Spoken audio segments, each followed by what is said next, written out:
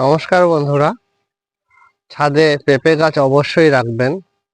পেঁপে গাছ থাকলে, ভালো জাতের পেঁপে গাছ থাকলে, দেশি হোক বা বিদেশি বা হাইব্রিড, ছোট গাছেই এরকম ফল পাবেন এবং কাঁচা ফল সবজি হিসেবেও খেতে পারবেন পেঁপে, এবং পাকা ফল দেখুন একটি হারভেস্ট করে নিচ্ছি অনেকদিন থেকে।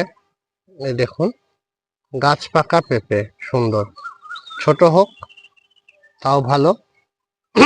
এটি যেহেতু অনেকদিন আগের ফল তাই ছোট। আর সবসময় ঢেকে রাখবেন, কারণ পাখি ঠুকরে ঠুকরে নষ্ট করে দিয়েছে আমার অনেক ফল।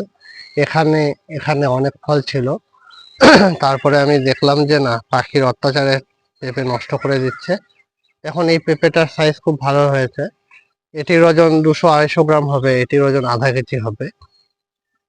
তো মনে হচ্ছে সাইজ কম বেশি হবে, এটি পুরনোর জন্য ছোট। আর মাটিটি ভালোভাবে তৈরি করে নেবেন, সবকিছু পাতা লতা পাতা পচিয়ে নিয়ে, মাছের আঁশ ফাঁস সব, লোকাল মাছের আঁশ সব পচিয়ে 3 মাস ঢেকে রাখবেন ভাতের মাড় দিয়ে।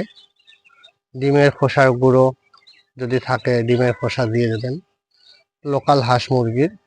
সেখানে যে কোনো গাছ হবে, ফল থেকে সবজি সব গাছই হবে সেই মাটিতে।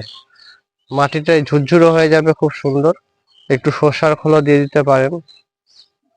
3 মাস ঢেকে রাখবেন, দেখবেন খুব সুন্দর মাটি তৈরি হবে। তারপরে আপনারা গাছ লাগান, দেখুন খুব সুন্দর রেজাল্ট হবে। নমস্কার।